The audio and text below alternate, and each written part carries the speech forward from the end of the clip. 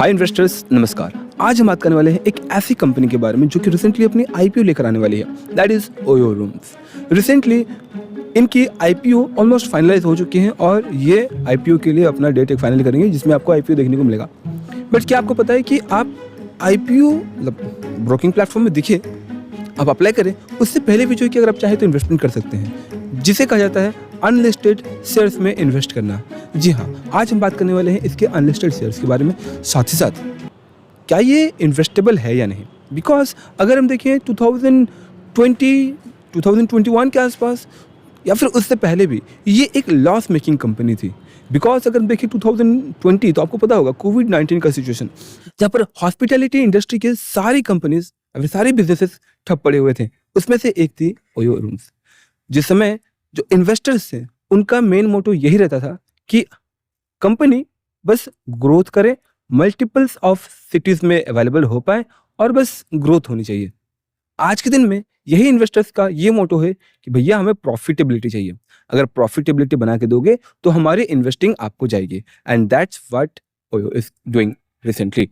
Currently अगर देखिए तो इनके कुछ मास्टर स्ट्रोक स्ट्रैटेजीज हैं जिस वजह से आज के दिन इनकी बिजनेस प्रॉफिटेबिलिटी हो चुकी है, सीईओ अग्रवाल जी की वजह से।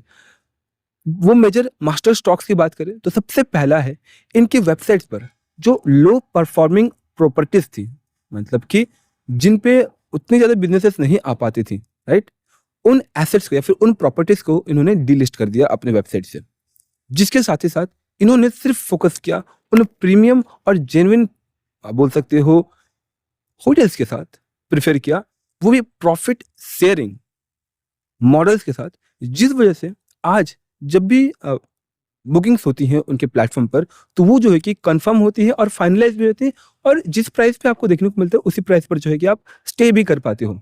इससे पहले 2021, 22 या फिर उससे पहले जो भी होता था, बहुत सारी सिटीज, बहुत सारे स्टेट्स बुकिंग्स को अलाउ नहीं मानते थे। वो प्लेटफॉर्म की तरफ से बुकिंग्स को एलिजिबिलिटी नहीं देती थी। उन्हें या तो कैंसिल करना पड़ता था या फिर एक्स्ट्रा पे करके उन्हें स्टे करना पड़ता था। पर आज के दिन पे यह स्ट्रैटेजी कंप्लीटली चेंज हो चुकी है। इसके साथ ही साथ करेंटली वो दो चीजों पे ज्यादा फोकस कर रहे हैं, एक spiritual tourism and sports tourism पर, जहां पर इनका मेजर ऑफ बिजनेस आने की पॉसिबिलिटी है, और साथ ही साथ प्रीमियम बुकिंग्स पर, जिसकी वजह से आज के दिन अगर देखें तो इनकी प्रॉफिटेबिलिटी बढ़ती जा रही है। 2023 से लेकर के 24 के बीच करेंटली अगर देखें तो 8 कंसेक्यूटिव क्वार्टर्स में ये प्रॉफिटेबिलिटी देते हुए आए हैं, एंड जिस वजह से आज के दिन अगर देखें तो इनकी आईपीओ को भी जो है काफी अच्छा एप्रिसिएशन मिल रहा है।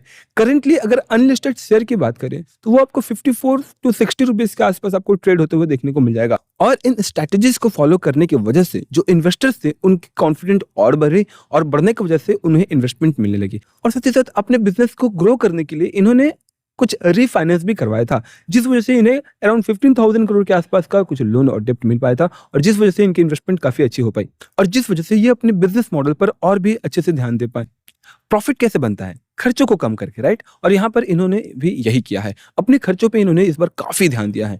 एम्प्लॉयज पर, या फिर अगर हम बात करें एम्प्लॉयज को हटा करके टेक्नोलॉजीज को यूज करना, और जो 1-to-1 कनेक्शन होता है टू द होटल्स और टू द क्लाइंट, ये काफी फ्लुएंट कर दिया गया है और काफी टेक्नोलॉजी की वजह से इजी बना दिया गया है, जिस वजह से इनका जो कॉस्ट है वो आज के दिन पे काफी कम होता जा रहा है। कॉस्ट इन्होंने कम किया और जिस वजह से प्रॉफिटेबिलिटी भी इनकी बढ़ती जा रही है। 3 मंथ में 22% के आसपास का इन्होंने रिटर्न्स दे रखा है।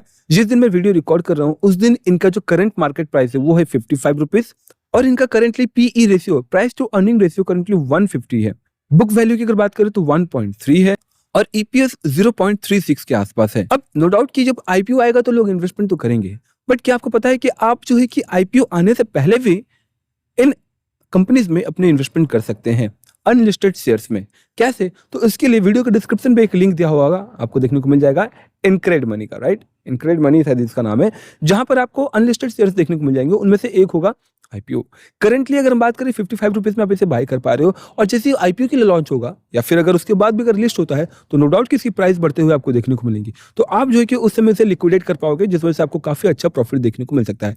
दूसरा पॉइंट, जब आप बिफोर आईपीओ लिस्टिंग जब आप बाय करते हो ना, तो आपको डिस्काउंट प्राइस में एक शेयर्स देखने को मिल जाते हैं। दैट मींस कि आईपीओ आने के पहले का बेनिफिट। अब अगर हम रिस्क फैक्टर की बात कर लें तो लिक्विडिटी कम रहती है। अगर आप ने प्लान किया है कि इस कंपनी का जो अनलिस्टेड शेयर्स है मैंने बाय किया और मैं चाहता हूँ इसमें प्रॉफिट बनने का, तो आपको तब तक वेट करना होगा जब तक कि इसकी आईपीओ आ नहीं जाती, लॉन्च हो नहीं जाती, राइट। क्योंकि अगर हम ओयो की बात करें, प्रीवियसली 2 बार इनकी ओयो आईपीओ जो है टेबल्स पे आई और फिर वहां से हटा दी गई, बिकॉज ऑफ इनकी वैल्यूएशन हो या फिर इनकी प्रॉफिटेबिलिटी हो, जिसे देख करके आईपीओ के जो रूल्स एंड रेगुलेशंस होते हैं उस वजह से इनको हटाया गया है।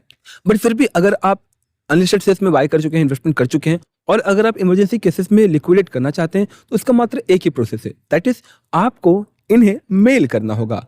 वाया मेल आप इन्हें मैसेज करोगे कि भैया मुझे जो है इसे सेल करना है, देन उसके बाद वो आपके तरफ से बायर्स खोजेंगे या फिर इन्वेस्टर्स को खोजेंगे जो कि आपके बिड के साथ मैच कर पा रहा हो या फिर उसके आसपास हो, तो फिर जो है कि उन बायर्स को आपके लिस्टेड शेयर्स दे दिए जाते हैं, जिस वजह से आपको आपका पैसा मिल जाता है। इसके अलावा अगर हम इसकी टैक्स की बात करेंगे कि ऑब्वियसली इन फ्यूचर जाकर के आप प्रॉफिट बनाने वाले हो, अगर आपकी प्रॉफिट होती है तो यहाँ पर आपका tax short term capital gain में 20% तक का लग सकता है। अगर आप 2 साल के अंदर अगर आप सेल करते हो, जी हाँ 2 साल के अंदर अगर आप सेल करते हो तो यहाँ पर आपको 20% का एसटीसीजी देना पड़ सकता है, वही प्रॉफिट अगर आपकी काफी हाई होती है तो।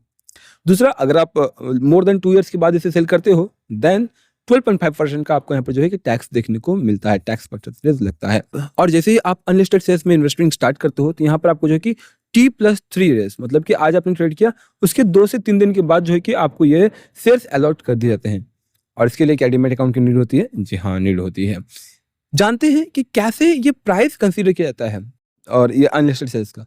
तो सिंपल है, डिमांड एंड सप्लाई। ओवरऑल अगर देखें ओयो आईपीओ करेंटली प्रॉफिटेबल है, अगर मार्केट में लिस्ट होती है तो इनके डिमांड्स बढ़ते हुए देखने को मिल सकता है। साथ ही साथ ये प्रॉफिटेबिलिटी अगर आई है तो आगे जाकर के प्रॉफिटेबिलिटी आपको और भी बढ़ते हुए देखने को मिलने वाली है। कंपनीज में डिमांड कब बढ़ता है? जब उनकी प्रॉफिटेबिलिटी हाई रहती है, प्रॉफिटेबिलिटी या फिर प्रॉफिट बना रहे होते हैं। दूसरा, उनके ऊपर जो कर्जा है वो कम रहता है। तीसरा, आपको हर 3 महीने में जो है कि इनके क्वार्टरली रिजल्ट्स चेक करने होते हैं, क्या अच्छा परफॉर्म की है या नहीं। अगर क्वार्टरली 2 या 3 क्वार्टर अगर इन्होंने लॉस किया है तो ऑब्वियसली आपको थोड़ा सा सांस लेना होगा या फिर वहां से एग्जिट करना होता है। तो ये सारी चीजें आपको देखनी होती है। चल, आई होप कि आपको वीडियो अच्छी लगी होगी। किसी टाइप की कोई भी क्वारी हो तो फीडबैक हो कमेंट बॉक्स में कमेंट जरूर करें। जय हिंद।